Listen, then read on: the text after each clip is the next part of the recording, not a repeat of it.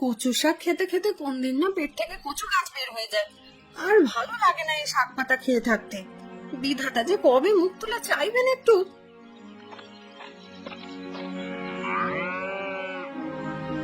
ধৈর্য ধরো গিন্নি। কথায় আছে সবুরে মেওয়া ফলে। বিধাতা সারা জীবন তো আর আমাদের দুঃখ রাখবেন না। একদিন না একদিন ঠিক সুখের মুখ দেখবো আমরা। আর কবে দেখবো জানি না, আদেও সে পর্যন্ত বেঁচে থাকবো কিনা কে জানে। অবশ্যই বেঁচে থাকবে। বিধাতা চাইলে সব সম্ভব।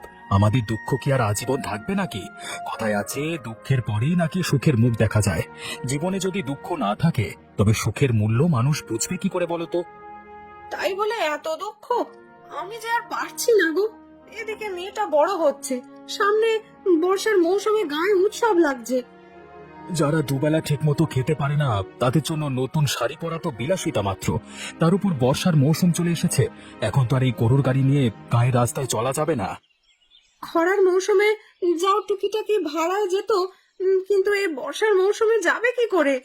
গায়ের রাস্তায় কাদায় ভরে আছে, আর বৃষ্টি বাদলায় গরুগুলো তো চলতে ভয় পায়। কি যে করব আমার মাথায় আর কোনো কিচ্ছু ঢুকছে না। মাঠে ঘাটে কাজ নেব যে সেই উপায়ও নেই। বর্ষার জন্য মাঠঘাটের কাজও সব বন্ধ হয়ে আছে। তাহলে এখন কি করবে? আমি যাই দেখি গরুর গাড়িটা নিয়ে বের হই, যদি কোনো ভাড়া পাই।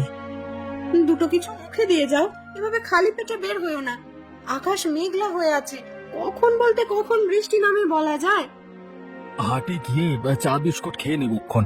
ভাত যা আছে তোমরা মা মেয়েতে খেয়ে নিও। আমি এখন গেলাম গিন্নি। হ্যাঁ,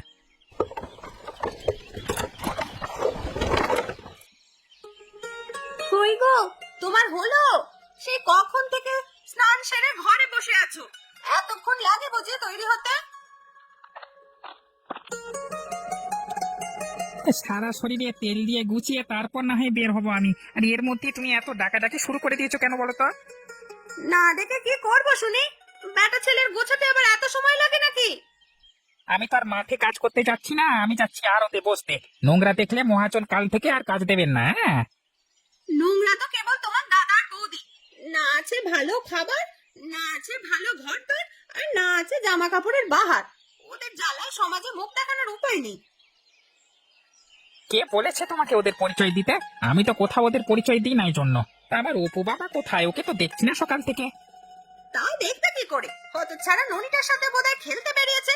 ছেলেটাকে এত করে বলি ওই অভাগীর সাথে খেলতে যাস না, কে শুনে আমার কথা? না শুনলে দুঘা দিয়ে দেবে, তবু ওদের ধারে কাছে ঘেঁষতে দেবে না আমার ছেলেকে, ঠিক আছে?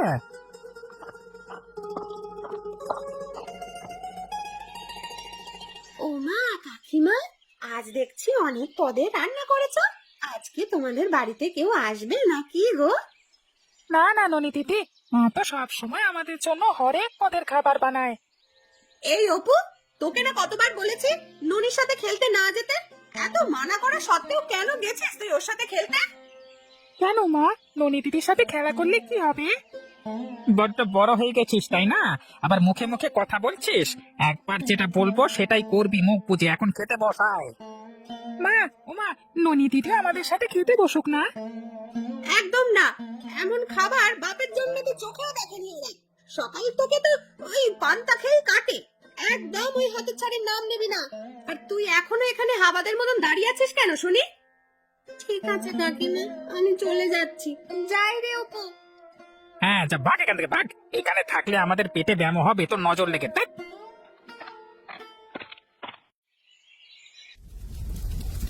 মেয়েটা সেই সকালে অপুকে নিয়ে খেলতে বের হয়েছে, এখনো বাড়িতে এলো না। সকালের পান্তা যে নষ্ট হয়ে যাবে এভাবে বেশিক্ষণ থাকলে। এই যে মহারানী, এতক্ষণে তোর আসার সময় হলো। এদিকে তোর চিন্তায় আমি ঠিক মতো রান্নায় মন দিতে পারছি না। তোকে না কতবার বলেছি এভাবে না খেয়ে খেলতে যাবি না। খাওয়া না খাওয়ায় আর কি আসে যায় মা, সেই তো প্রতিবেলার মতো আমাকে পান্তা খেয়েই থাকতে হয়। কি হয়েছে তোর মা? তুই তো এভাবে কথা বলিস না, তবে আজ কেন এভাবে কথা বলছিস? তোর মন খারাপ নাকি? জানো মা, অপুর সাথে খেলতে গিয়েছি বলে কাকা কাকিমা আমাকে আজ যাচ্ছে তাই করে বললো। আমার নাকি শুধু দিনে রাতে পান্তাই জোটে, আর কিছু খাওয়ার জোটে না। আমরা নাকি ছোট লোক, ভালো খাবার চোখেই দেখিনি কোনোদিন। হায় বিধাতা, এইটুকু মেয়েকেও তুমি কষ্ট দিতে ছাড়বো না? তোকে না কতবার করে বলেছি মার ঘরের আশেপাশেও যাবি না, তুই কেন বারবার যাস মা? আমি তো কেবল অপুর সাথে খেলা করতে যাই মা। অপু আমায় বড্ড ভালোবাসে, আর অপু তো আমার ভাই। আমার সাথে খেলবে না তো কার সাথে খেলবে বলো? তুই এখন অনেক ছোট রে মা, ওদের অহংকার তুই বুঝতে পারবি না। আমরা গরিব বলে ওরা আমাদের দেখতে পারে না দু চোখে। তুই আর ওদের ধারের কাছে যাস না মা। আমি তো ওদের বাড়িতে খাবার খেতেই যাই না মা, আমি শুধু যাই একটু খেলা করতে। আর আমাদের এক উঠোনে বাড়ি, একসাথে উঠোনে বসে খেলা করলে কি হয়? সেটা যদি তুই বুঝতি তাহলে আর আমাকে এভাবে প্রশ্ন করতিস না রে মা। এখন যা, পান্তা ভাত রেখেছি, একটা লঙ্কা দিয়ে ডলে খেয়ে নে। রোজ রোজ আমার পান্তা ভাত খেতে আর ভালো লাগে না, লাগে না আর ভালো মা। কবে তুমি কাকু কাকিমার মতন ভালো ভালো রান্না করবে আর আমাকে ভালো রান্না করে খাওয়াবে? করবো রে মা, করবো। বিধাতা একদিন আমাদের সব দেবে, তখন দেখিস তোকে রোজ রোজ ভালো মন্দ রান্না করে খাওয়াবো। এখন যা মা, খেয়ে নে। ঠিক আছে মা। আজকে কি হাটে কোনো লোক আসেনি নাকি? দুপুর গড়িয়ে বিকেল হতে চললো, কেউ তো এলো না গরুর গাড়ি করে বাড়ি ফেরবার জন্য।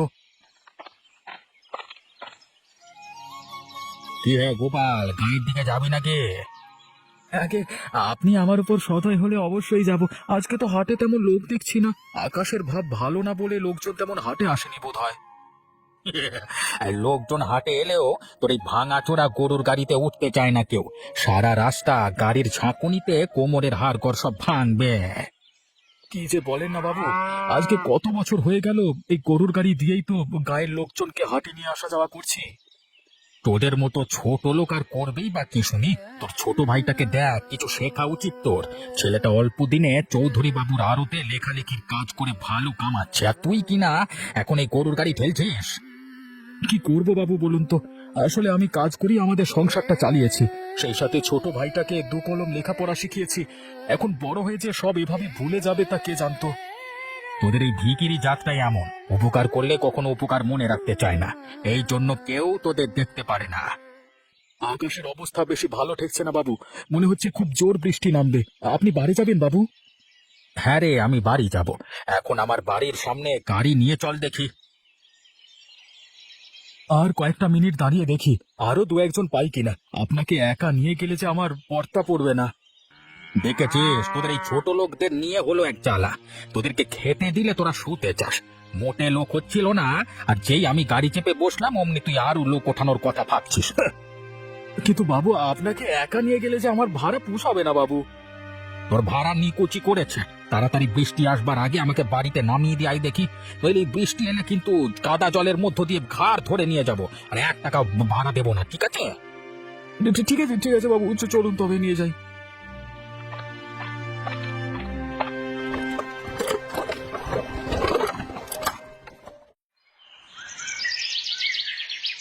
কি গো মা, বাবা তো এখনো বাড়ি এলো না। অন্যদিন তো এর আগেই বাড়ি চলে আসে বাবা। আমিও তো সেটাই ভাবছি রে মা, আজ বোধহয় তোর বাবা দূরে কোথাও ভাড়ায় গেছে। কিন্তু আকাশের যে অবস্থা দেখছি, মনে হচ্ছে এক্ষুনি ধুম করে বৃষ্টি নামবে।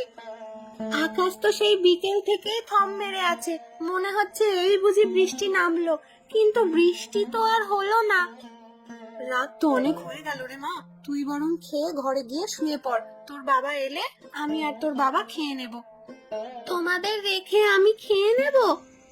হ্যাঁ রে মা, সকাল হলেই তো আবার উঠে পাঠশালায় যেতে হবে তোকে, তাই বেশি দেরি করে লাভ নেই। তাড়াতাড়ি খেয়ে ঘরে গিয়ে ঘুমিয়ে পড়।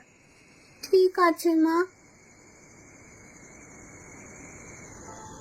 আজকে কচুটা কোথা থেকে এনেছো মা? বড্ড গলায় ধরছে। এত গলায় লাগছে কেন মা? বড্ড কচুটা কেমন করছে। শাক পাতা তুলতে তুলতে আশেপাশে আর কোনো শাক পাতা অবশিষ্ট নেই, তাই লতাদের বাড়ির ডোবার ধার থেকে ওই কটা কচু শাক তুলে এনেছিলাম, ওটাই রান্না করেছি। ওই জন্যই এমন গলা ধরছে। একে তো বর্ষাকাল, তার উপর ডোবায় ধারের কচু শাক। মা, ও মা, বলে কাল মাছ আনতে বলো না। তোর বাবার যে এই বর্ষার সময় এলে আর কাজ থাকে না রে মা। বর্ষায় কাদা জলে গরুর গাড়ি চালানো খুব কষ্টের। আমি তোর বাবাকে কিছু চুনোপুটি আনতে বলবো খন। এখন খেয়ে নে যা।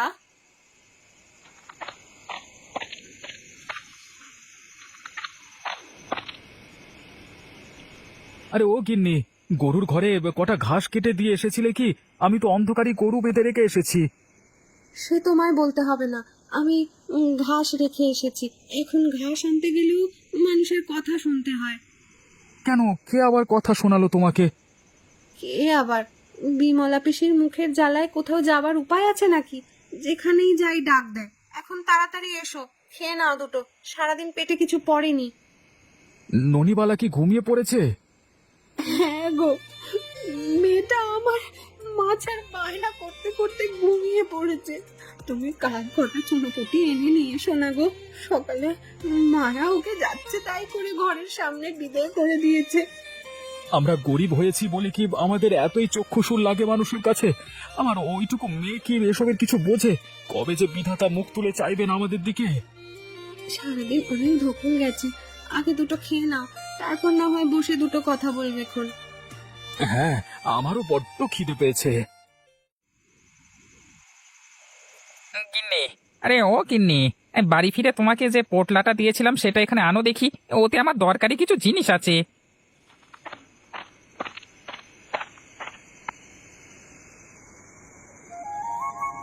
কি আছে গো ওই পোটলাতে?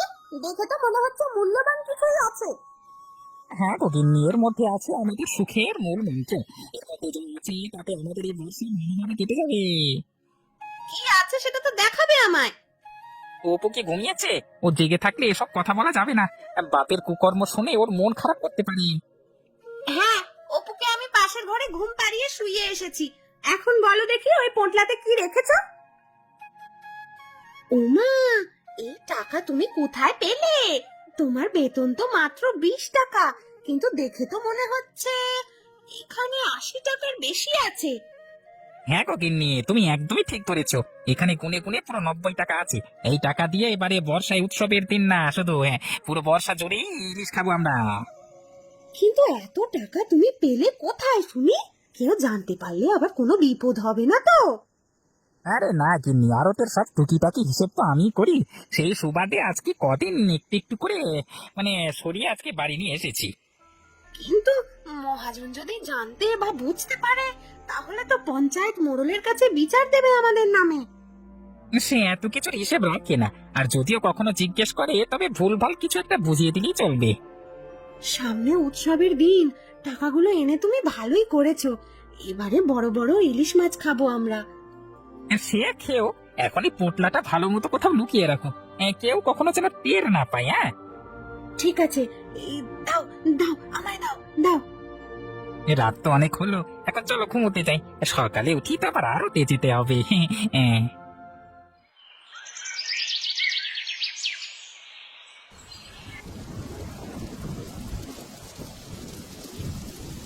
কি গো, কি এত ভাবছো সেই থেকে? ভাবছি এই বৃষ্টিতে গরুর গাড়ি নিয়ে বের হব কি করে? আর বের হলেও মনে তো হচ্ছে না কোনো ভাড়া পাবো। ভাড়া তো দূরের কথা, এই বৃষ্টিতে কেউ বাড়ির বাইরে বের হয় নাকি কে জানে। আর তাছাড়া গায়ের ওই কাদা জলের রাস্তায় গাড়ি তো এগুলো এগোতে চায় না। সে তুমি ঠিকই বলেছো গিন্নি, কিন্তু কাল বাদে পরশু যে গায়ের বর্ষার উৎসব শুরু হয়ে যাবে। সবাই নতুন জামা পরবে, ইলিশ দিয়ে ভোজ করবে। আমার মেয়েটার জন্য বড্ড খারাপ লাগছে গো। খারাপ লাগলেও এখন কি করার আছে বলো? তার থেকে কোনোভাবে তুমি বাজার থেকে ছোট মাছ বা একখানা সরপুঁটি কিনে এনো, মেয়েটাকে তাই রেঁধে দেবো। আর গত বছরের একখানা শাড়ি আছে, সেটা একটু সেলাই করে দিলেই হবে। আমাদের নিজেদের জন্য তো মনে কোনো দুঃখ নেই, কিন্তু আমার মেয়েটার জন্য যে বড্ড দুঃখ হয় আমার। আমরা তো সব বুঝি, সহ্য করে উঠতে পারি, কিন্তু ননিমা যে এখনো অবুঝ। আস্তে আস্তে সব বুঝে যাবে। গরিব ঘরে জন্মালে মানুষ তাড়াতাড়ি বাস্তবতা শেখে। বৃষ্টিটা একটু কমেছে, আমি বরং যাই নদীর ধারে গিয়ে দেখি মাছের নৌকাগুলোতে কোনো কাজ পাওয়া যায় নাকি। সে কি, এখন এই কাক ভেজা হয়ে তুমি কাজ খুঁজতে বেরোবে? তাছাড়া আর উপায় নেই, দেখি আমার মেয়েটার জন্য কিছু করতে পারি কিনা। ননির মুখে হাসি ফুটলে আমার মনে শান্তি লাগে। একটু মুখে কিছু দিয়ে যাও, খালি পেটেই বেরিয়ে যাবে। হ্যাঁ গো গিন্নি, এখন আমি গেলাম।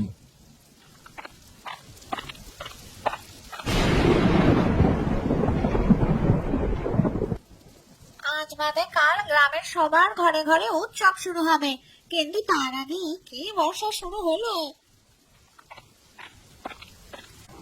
কি হয়েছে গিন্নি, একা একা কি বিড়বিড় করছো? কাল তো গ্রামের ঘরে ঘরে ইলিশ ভোজের উৎসব শুরু হবে। এমন বর্ষা হলে লোকজন একজন আরেকজনের বাড়ি যাবে কি করে? আরে গিন্নি, এই উৎসব বর্ষার জন্যই তো প্রতি বছর পালন হয়। এ সময় নদীতে খুব ভালো ইলিশ মাছ পাওয়া যায়, সকলের ঘরে ঘরে ইলিশ ভোজের প্রতিযোগিতা চলে। সে তুমি যাই বলো, আমার এত বর্ষা বাদলা ভালো লাগে না। তুমি হলে বেরসিক মানুষ, তোমার কি করে ভালো লাগবে শুনি? তোমার তো শুধু পান চেবোতেই ভালো লাগে। হ্যাঁ, তা তুমি ঠিকই বলেছো, পান হলে আমার আর কিচ্ছুটি লাগে না। তা বাবু সেজে কোথায় যাচ্ছ তুমি এই বৃষ্টি মাথায় নিয়ে? নদীর পাড়ে যাচ্ছি, বড় বড় নৌকা বোঝাই করে ইলিশ নিয়ে এসেছে জেলেরা। তুমি তো জানোই এই বাজারে আমার কত বড় ইলিশের ব্যবসা, নিজে গিয়ে দেখে শুনে যাচাই করে নেব। সকালের জল খাবার খাবে না? না খেয়ে চলে যাবে নাকি? হ্যাঁ গিন্নি, সকালের জলখাবার খাওয়ার এখন আর সময় নেই। জলখাবার খেতে বসলে দেরি হয়ে যাবে, আর তাছাড়া বৃষ্টিটা এখন একটু কমেছে, এখন না বেরোলে আর পরে বের হতে পারবো না। ঠিক আছে, যাও তবে সাবধানে যেও। আবার ছাতাটা আবার কোথায় রাখলে? ছাতাটা দাও দেখি আমাকে। ওই দেখো, বারান্দার দেয়ালে টাঙানো আছে, ওই যে নিয়ে যাও।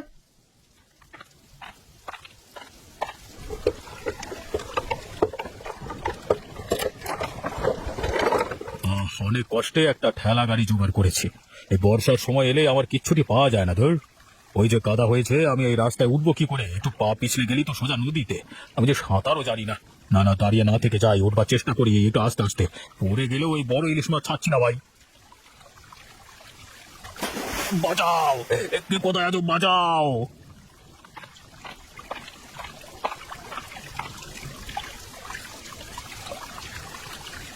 তুই ও পাড়ার গোপাল না, যে গরুর গাড়ি টানিস? আগে হ্যাঁ বাবু, আপনি নদীতে পড়লেন কিভাবে? আর বলিস না সে কথা। একে তো সাঁতার জানি না, তার উপরে কাদায় পা পিছলে সোজা নদীতে পড়েছি। তা পড়লেও আপনি তো দেখি এই বড় ইলিশ মাছটা ছাড়েননি। ইলিশ মাছটা বড্ড পছন্দ হয়েছে রে। এত বড় ইলিশ দেখলে বাড়িতে গিন্নি খুব খুশি হবে। কিন্তু এই বৃষ্টি মাথায় তুই কি করতে এসেছিলিস নদীর পাড়ে? আসলে আমার কাজ নেই, এই বৃষ্টির সময় ভাড়া হয় না তেমন। মেয়েটা কতদিন হলো মাছের মুখ দেখে না। কালকে তো গ্রামে ঘরে ঘরে ইলিশ ভোজের উৎসব, তাই ভাবলাম যদি কোনো কাজ করে কিছু টাকা পাই তবে মেয়েটার জন্য একটা ছোট দেখে ইলিশ আর একটা শাড়ি কিনে নিয়ে যাব। ওহো, এই ব্যাপার। আমার জীবন যে বাঁচিয়েছে সে কখনো দুঃখে থাকতে পারে না। এই নে, এই বড় ইলিশটা নিয়ে যা, আর আমি তোকে কিছু টাকা দিচ্ছি, মেয়ে আর গিন্নির জন্য শাড়ি নিয়ে যা। সে কি বাবু, আপনি না বললেন এটা গিন্নিমার জন্য বাড়ি নিয়ে যাবেন? ওরে, আমি যে বেঁচে সশরীরে বাড়ি যাচ্ছি এটাই তোর গিন্নিমার জন্য অনেক। আর শোন, কাল থেকে তুই আমার কাছে কাজ করবি, তোর গাড়িতে করে মাছ হাটে নিয়ে যাব নদীর পাড় থেকে। তাহলে তো খুব ভালো হবে বাবু, আপনাকে যে কি বলে ধন্যবাদ দেবো আমি। আমাকে ধন্যবাদ দিতে হবে না, ধন্যবাদ তো তোকে দিতে চাই আমি। তুই আমার জন্য আজকে নিজের জীবন বাজি রেখেছিস, তোর জন্য যা করবো সেটাই কম হয়ে যাবে। এখন যা, মাছটা নিয়ে মেয়েকে খাওয়া আর শাড়ি কিনে নিয়ে যা। ঠিক আছে বাবু, ঠিক আছে। একটু আগেই এক পশলা বৃষ্টি হয়ে গেল, এখন আবার আকাশে ঘন কালো মেঘ করেছে। লোকটা তো সেই কখন বেরিয়েছে, পরিবারের সুখের জন্য কত কিছু করছে লোকটা। বিধাতা আমাদের সহায় হও তুমি। গিন্নি, আরে ও গিন্নি, কোথায় গেলে? এই দেখো কি এনেছি তোমাদের জন্য। সে কি গো, এত বড় মাছ কোথায় পেলে তুমি? আর সাথে কিসের ব্যাগ ওটা? কাল তো সবার ঘরে ইলিশ ভোজ হবে, তাহলে আমাদের ঘরে কেন হবে না? এই ব্যাগে তোমাদের জন্য শাড়ি আছে, আর এই ইলিশটা নাও, ভালো করে কেটে ভেজে রাখো, কালকে রান্না করবে। কিন্তু এত কিছু তুমি কোথায় পেলে? আরো একটা সুখবর আছে, এবার থেকে আমি মোড়ল মশাই মাছের ব্যবসাতে ভাড়ায় গরুর গাড়ি টানবো। উনি ভালো মাইনেও দেবে বলেছে, তার টাকাতেই তোমাদের শাড়ি আনলাম, আর তিনি নিজে আমাকে মাছটা দিল। বিধাতাকে কত ডেকেছি আমাদের সুখের দিনের জন্য, আজ তিনি আমাদের দিকে মুখ তুলে চাচ্ছেন। এ কি, তুমি কাঁদছো কেন গিন্নি? এই কান্না যে আমার সুখের কান্না। আমি ঘরে গিয়ে ননিকে ওর শাড়িটা দিয়ে আসি, মেয়েটা আমার বড্ড খুশি হবে। হ্যাঁ হ্যাঁ, চলো ননিকে দেখাই। আজকে যে আমার কি খুশি লাগছে গিন্নি, আজ থেকে আমাদের সকল দুঃখের অবসান হলো। হ্যাঁ গো, আমাদের সুখের থেকেও আমাদের ননির মুখের হাসিটা বড্ড মূল্যবান। ওর মুখের হাসি আমাদের সকল দুঃখ ভুলিয়ে দিয়েছে আজকে। এত বড় ইলিশ মাছ আমি আগে কখনো দেখিনি। মা আজ ইলিশ মাছ দিয়ে কত কিছু রান্না করেছে। এখন সবাই খাওয়া শুরু করি, চলো মা।